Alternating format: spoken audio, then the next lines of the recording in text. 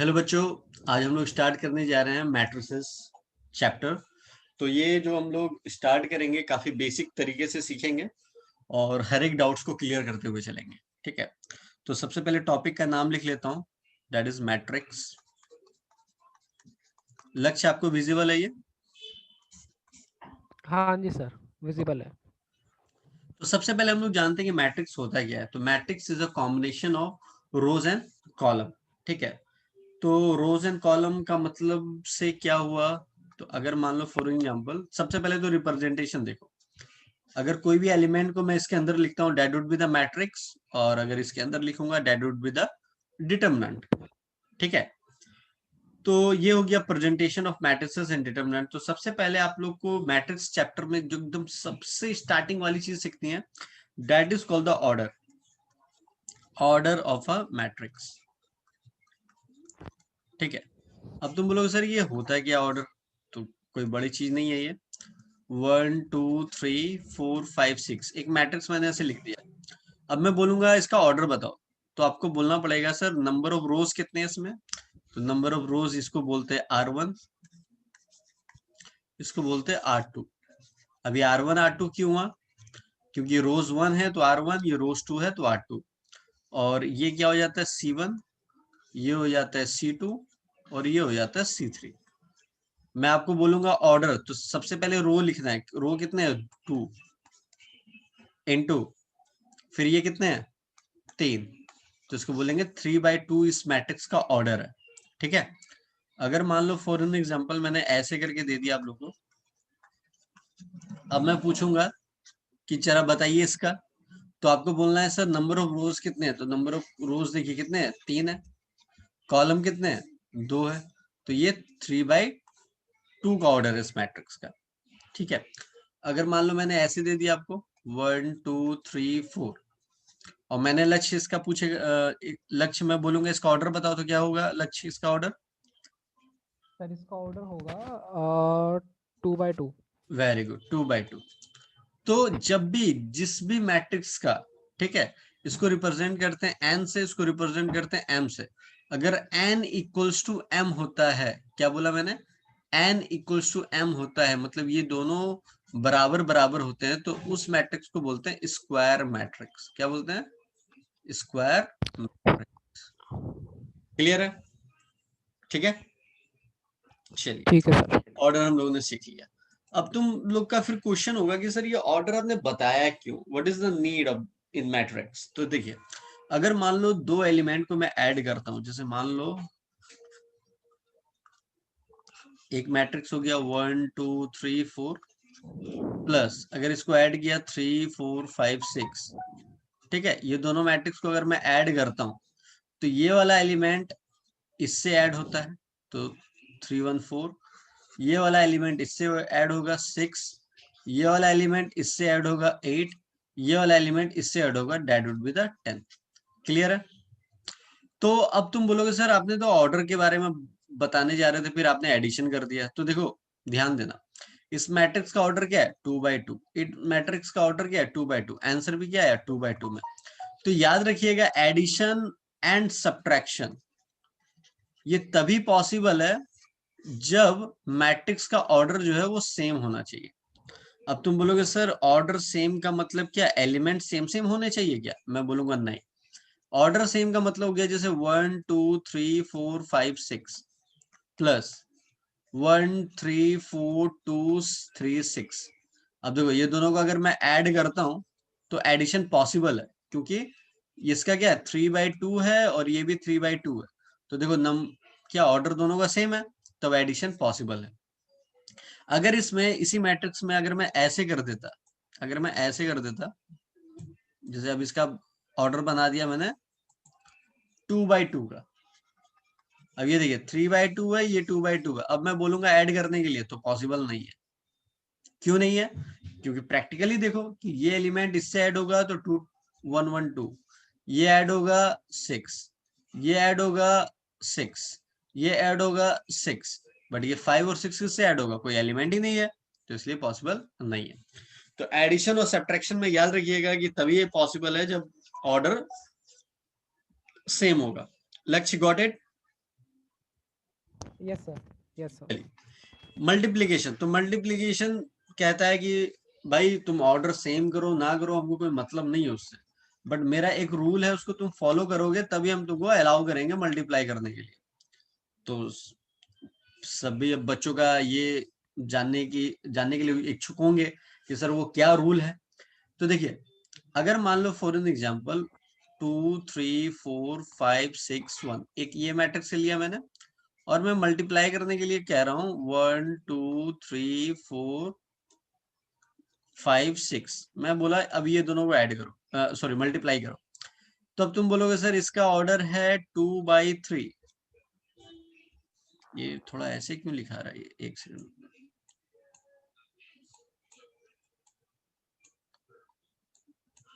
एक सेकंड, थोड़ा डिजाइन तरीके से लिख हो रहा है ना। तो इस मैट्रिक्स का ऑर्डर है 2/3, और इस मैट्रिक्स का ऑर्डर क्या हो जाएगा 3/2।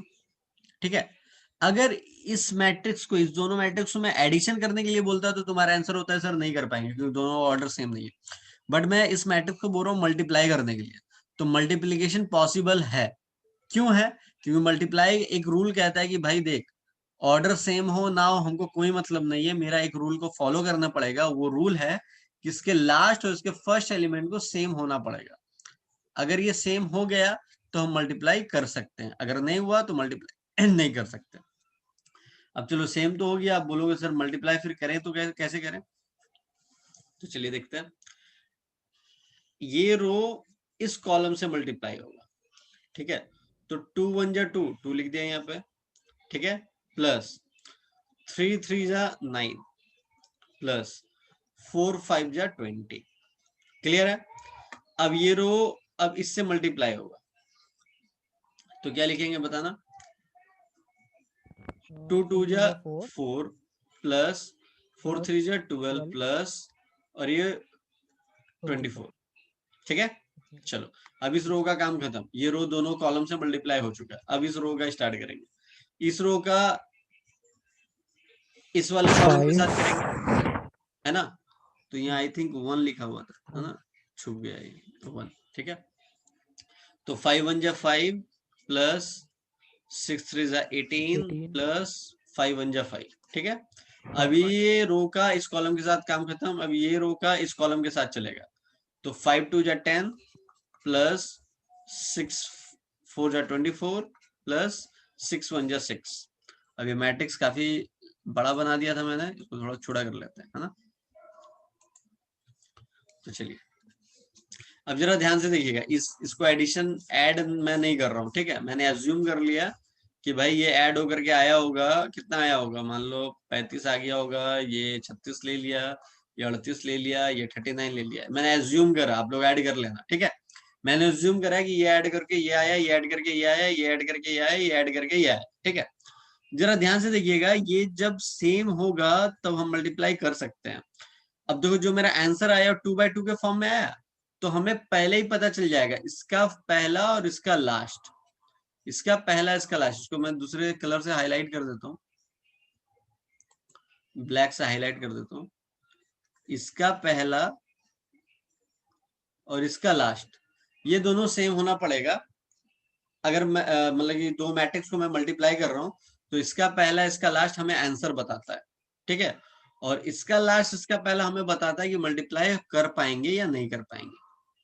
क्लियर है? तो क्वेश्चन स्टार्ट होने से पहले हमें पता चल जाएगा कि मैट्रिक्स मल्टीप्लाई होकर के किस ऑर्डर में आना चाहिए और ये मल्टीप्लाई होगा या नहीं होगा। क्लियर है लक्ष्य? Yes sir, yes sir. चलो मल्टीप्लीकेशन भी क्लियर हो गया। इसके बाद हम लोग चलते हैं मैट्रिक्स का थोड़ा सा स्ट्रक्चर देखते हैं, क्या स्ट्रक्चर होता है। जैसे मान लो मैंने आपको बोला 2/2 का मैट्रिक्स को फॉर्म करो, 2/2 के मैट्रिक्स को मैंने फॉर्म करने बोला, और एक तरफ बोल दिया 3/3 के मैट्रिक्स को फॉर्म करने के लिए। तो आपके दिमाग में स्ट्रक्चर क्या बनना चाहिए? A11, A12, A13, A21, A22, A23, A31, A32, A33। ठीक है, ये स्ट्रक्चर बनना चाहिए। अच्छा ये तो 3/3 का बना दिया मैंने, ठीक है, तो यहाँ लिख लेते 3/3, कोई दिक्कत नहीं है। ठीक है, इसको थोड़ा रब करके मैं अच्छे से लिख देता हूँ। ये मैंने बना दिया 3/3 का मैट्रिक्स, और इधर मैं बना देता हूँ 2/2।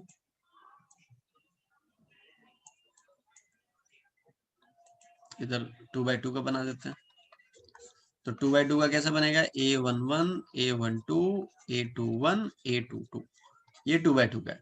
अब तुम बोलोगे सर ये 1 1 क्या है, 1 2 क्या है, 1 3 क्या है। देखो फर्स्ट रो फर्स्ट कॉलम इसलिए 1 1, फर्स्ट रो सेकंड कॉलम इसलिए 1 2, first column sorry first row third column इसलिए 1 3। अब देखो सेकंड रो फर्स्ट कॉलम इसलिए 2 1, second row second column 2 2, second row third column 2 3। Clear है, इसी बेसिस पे ये इसको नंबर दिया गया है। ठीक है, उसके बाद अब तुम बोलोगे सर इसका यूज क्या है। आप लोगों को देखो क्या बोलेगा, कंस्ट्रक्ट 2/2 का मैट्रिक, ऐसे बोल देगा, क्वेश्चन ऐसे दे देगा, कंस्ट्रक्ट करने के लिए 2/2 का मैट्रिक्स कंस्ट्रक्ट करो, और आपको A I J की वैल्यू दे दी जाएगी। सिंपल सा दे देता हूं मैं, I + J का होल स्क्वायर बाई 2 ऐसे करके दे देगा। ठीक है, और बोलेगा 2/2 का मैट्रिक्स फॉर्म करो। तो भाई ये जो तुमने A11 A12 A13 जो लिखा है ना, ये पहले टर्म को बोलते हैं। जैसे मान लो A11 लिखा है ना, तो पहले टर्म को बोलते हैं I और दूसरे टर्म को बोलते हैं J। और आपको बोला 2/2 फॉर्म करने के लिए, तो 2/2 के लिए एक बार 1 1 के लिए, एक बार 1 2 के लिए, एक बार 2 2 के लिए, और 2 2 के लिए निकाल लेंगे। कैसे, A11 डालेंगे, A11 डालेंगे तो यहाँ पे क्या आ जाएगा, 1 + 1 का होल स्क्वायर बाई 2। तो ये जगह 2 का होल स्क्वायर क्या हो जाएगा, 4/2, ये 2, आंसर क्या आ गया 2। फिर अब इसके इस एलिमेंट के लिए निकालेंगे A12 तो A12 के लिए क्या आ जाएगा, ये I होता है, ये J होता है। तो क्या लिखेंगे, 1 + 2 का होल स्क्वायर डिवाइडेड बाई 2। तो ये हो जाएगा 3 का स्क्वायर 9/2 हो गया। फिर हम A21 निकाल लेंगे। 21 कैसे निकालेंगे, 21 हो जाएगा 2 + 1 का होल स्क्वायर डिवाइडेड बाई 2। ये देखो यही स्ट्रक्चर को यूज करते हुए हम लोग कर रहे हैं। ठीक है, यही स्ट्रक्चर है, यहाँ भी देखो, यहाँ भी देखो, यहाँ भी देखो, इसी स्ट्रक्चर पे डाल रहे हैं और हमें मिलता चला जा रहा है। 3 का स्क्वायर 9 9/2। फिर A22 डालेंगे, 2 डालेंगे तो क्या आ जाएगा, 2 + 2 का होल स्क्वायर बाई 2। तो 2 2 हो गया 4, 4 का स्क्वायर क्या हो गया 16, 16/2 दैट वुड बी द 8। तो फाइनली आप क्या लिख दोगे, A11 के लिए मेरा क्या आया 2, तो यहाँ 2 लिख दो। A12 के लिए आया 9/2, A21 के लिए आया 9/2, और ये 8 आ गया। ठीक है, और सुनो ध्यान से सुनना, मैं बोलने क्या जा रहा हूँ कि इस क्वेश्चन को आराम से कीजिएगा।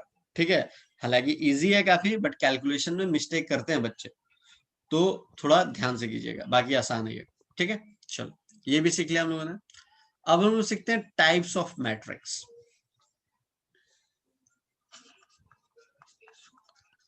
टाइप्स ऑफ मैट्रिक्स, मैट्रिक्स के कितने टाइप्स होते हैं, तो चलिए देखते हैं। पहला आइडेंटिटी मैट्रिक्स, आइडेंटिटी। तो आइडेंटिटी मैट्रिक्स है क्या, देखो मैं कोई डेफिनेशन आप लोगों को नहीं लिखाने जा रहा हूँ, मैं आप लोगों को प्रैक्टिकली बताने जा रहा हूँ कि आइडेंटिटी मैट्रिक्स होता क्या है। तो देखिए अगर मान लो 1 0 0 1 लिख दिया मैं, आइडेंटिटी मैट्रिक्स को यूनिट मैट्रिक्स भी बोलते हैं। ठीक है, तो इसका जो डायगोनल है ना वो 1 1 होना चाहिए, बाकी 0 हो जाए कोई दिक्कत नहीं है। 0 हो जाए कोई दिक्कत नहीं, मतलब 0 ही होगा। ठीक है, सिर्फ डायगोनल में मेरा 1 1 दिखेगा, उसी को बोलेंगे आइडेंटिटी मैट्रिक्स। ये 2/2 का है। ठीक है, इसको रिप्रेजेंट भी आई से करते हैं। कहीं अगर मान लो फॉर एन एग्जांपल 4i लिखा है तो समझ जाना 4, और ये आई के लिए आइडेंटिटी मैट्रिक्स। तो अब ये आई जो है वो डिसाइड करेगा कि आपका मैट्रिक्स किस ऑर्डर पे। अगर 2/2 का मैट्रिक्स ऑर्डर है तो ऐसे हो जाएगा। ठीक है, चलिए सेकेंड टाइप है हमारा, अगर मान लो फॉर एग्जाम्पल आपके मन में आए कि सर आपने बोल दिया कि डायगोनल में 1 1 होना चाहिए तो आइडेंटिटी बोल दी, तो सर ऐसा भी तो कभी हो सकता है कि 5 5 हो जाए सर, 1 1 ना हो 5 5 हो जाए, तो सर क्या इसको आइडेंटिटी बोलेंगे, एकदम नहीं बोलेंगे। आइडेंटिटी के लिए 1 1 होना चाहिए। यहाँ पे 5 5 है तो इस टाइप के मैट्रिक्स को बोलेंगे स्केलर मैट्रिक्स। क्या बोलेंगे, स्केलर मैट्रिक्स। फिर आपको मन में आएगा कि सर मान लो ऐसे भी तो हो सकता है 5 0 0 2, इसके डायगोनल में सर अब डिफरेंट डिफरेंट एलिमेंट हो गया, तो इस टाइप के मैट्रिक्स को क्या बोलेंगे, तो इस टाइप के मैट्रिक्स को बोलेंगे डायगोनल मैट्रिक्स। क्या बोलेंगे, डायगोनल मैट्रिक्स। क्लियर है, तो ये बेसिक ये 3 जो मैट्रिक्स था उसका डिफरेंस बताया मैंने आपको, ठीक है, क्योंकि बच्चे काफी कंफ्यूज में रहते हैं, इसलिए ये बताना काफी जरूरी था कि आइडेंटिटी मैट्रिक्स क्या होता है, उसको आई से भी रिप्रेजेंट करते हैं, स्केलर मैट्रिक्स क्या होता है, डायगोनल मैट्रिक्स क्या होता है। इसके बाद अभी जो 2 मैट्रिक्स मैं बताने जा रहा हूँ काफी इंपॉर्टेंट है, that is called the symmetric and skew symmetric matrix. तो देखिए symmetric and skew symmetric matrix होता क्या है, तो इसको एक ही स्क्रीन में बताता हूं मैं। सिमेट्रिक एंड स्क्यू सिमेट्रिक,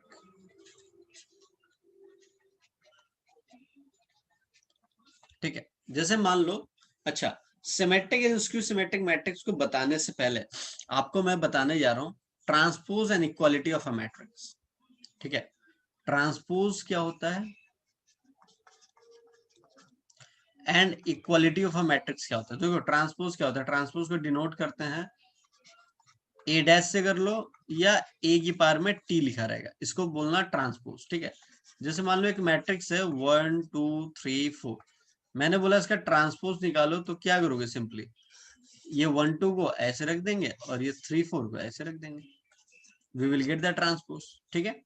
चलिए अगर मैंने आपको इक्वालिटी ऑफ अ मैट्रिक्स बोल दिया, इक्वालिटी क्या होता है, इक्वालिटी ऑफ अ मैट्रिक्स क्या होता है, जैसे मान लो x है, y है, z है, ओमेगा है, ठीक है, अगर इक्वल का साइन लग गया 3 4 5 6, ठीक है, इक्वल का साइन लग गया तो x जो है वो 3 के बराबर हो जाएगा, तो x को 3 लिख देंगे, y बराबर हो जाएगा 4 के, z बराबर हो जाएगा 5 के और ओमेगा बराबर हो जाएगा 6 के, ठीक है। जैसे ही इक्वल रख दिया मतलब वो वाला एलिमेंट इसके इक्वल हो जाता है।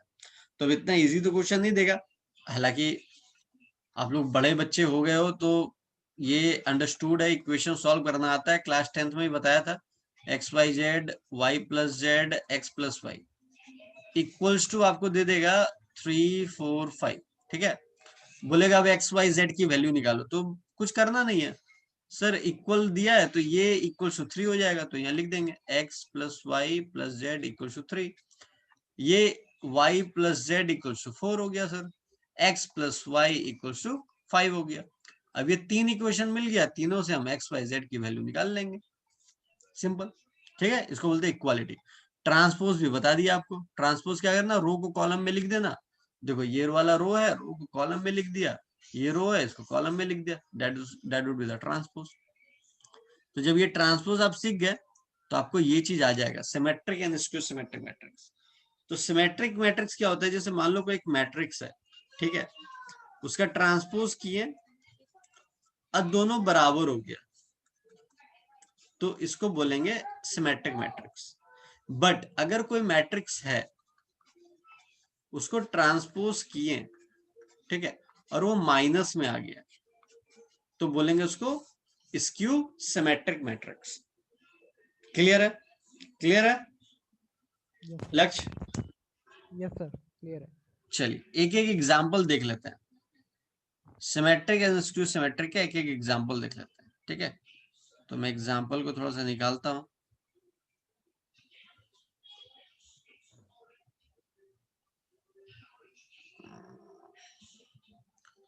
Just wait a minute.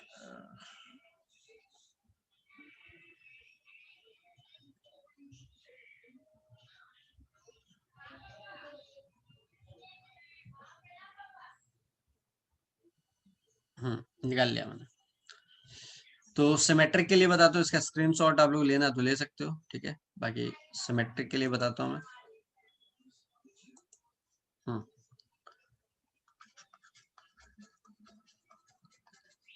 Symmetric के लिए एक मैट्रिक्स लिया मैंने, 1 -1 5 -1 2 1 5 1 3, ठीक है। अब ये एक मैट्रिक्स था, सिमेट्रिक के लिए बता रहा हूँ, ठीक है। तो मैंने बोला इसका ट्रांसपोज करो, तो देखो ट्रांसपोज करता हूँ मैं, ये रो को कॉलम में लिख दिया मैंने, इस रो को कॉलम में लिख दिया मैंने, इस रो को कॉलम में लिख दिया मैंने। तो जरा ध्यान से देखना, कोई चेंज आया इसमें, कोई चेंज नहीं आया। 1 1 ही के पोजीशन में, 5 5 के पोजीशन में, 2 2 के पोजीशन में, 3 3, मतलब कोई अपने पोजीशन से हिला ही नहीं है ना, और ना उसमें कोई चेंजेस आए। तो हम लिख सकते हैं ए इक्वल टू ए का ट्रांसपोज। तो ऐसे मैट्रिक्स को क्या बोलते हैं, सिमेट्रिक मैट्रिक्स। ठीक है, चलिए अब स्क्यू सिमेट्रिक देखिए क्या होता है। स्क्यू सिमेट्रिक्स में एक मैट्रिक्स ले लिया मैंने, A इक्वल्स टू 0 1 -1 -1 0 1 1 -1 0, ये एक मैट्रिक्स है। ठीक है, अब इसका निकाला मैंने क्या, ट्रांसपोज, दोनों के लिए निकालेंगे, सिमेट्रिक स्क्यू सिमेट्रिक दोनों के लिए। 0 1 -1 -1 0 1 1 -1 0। ठीक है, बट अब जब ऑब्जर्व कर रहे हैं हम कि सर जो पॉजिटिव है वो नेगेटिव हो गया और जो नेगेटिव है सर वो पॉजिटिव हो गया सर, साइन में चेंजेस आ गए सर। तो कोई बात नहीं, माइनस कॉमन ले लो। तो मैट्रिक्स का एक प्रॉपर्टी, अगर माइनस कॉमन लेंगे तो सभी से आएगा। तो जीरो में तो कोई चेंज नहीं होगा, जीरो जीरो ही रहेगा, ये माइनस प्लस हो जाएगा, प्लस माइनस हो जाएगा, प्लस माइनस हो जाएगा, ये जीरो में कोई चेंज नहीं, माइनस प्लस हो जाएगा, माइनस प्लस हो जाएगा, ये माइनस हो जाएगा, ये जीरो हो गया। ठीक है, अब ये जो नेगेटिव है, ठीक है, अब देखो ध्यान से देखना, ये वाले को मैं ये वाला मैट्रिक्स लिख सकता हूँ, देखना एकदम सेम सेम हो रहा है। ठीक है, तो A transpose equal to minus of A लिख दिया मैंने।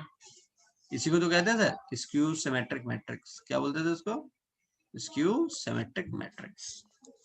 क्लियर है लक्ष्य यहाँ तक? Yes sir. चलिए, ये जब क्लियर हो गया, इसके बाद हम लोग नेक्स्ट वीडियो में जो देखेंगे वो देखेंगे एलिमेंट्री रो ट्रांसफॉर्मेशन, उसके बाद लीनियर ट्रांसफॉर्मेशन देखेंगे, उसके बाद आइगन वैल्यू आइगन वेक्टर वगैरह भी देखेंगे, सारी चीजें देखेंगे इसके नेक्स्ट वीडियो में। ठीक है, तो अगर आप लोगों को कोई दिक्कत आई होगी या समझ में नहीं आया होगा तो आप कमेंट कर सकते हो, मैं उसका सॉल्यूशन भी बताऊंगा, और नेक्स्ट वीडियो में नंबर ऑफ क्वेश्चंस की प्रैक्टिस भी करेंगे। ठीक है, चलिए मिलते हैं next class. Okay, till then bye bye, take care.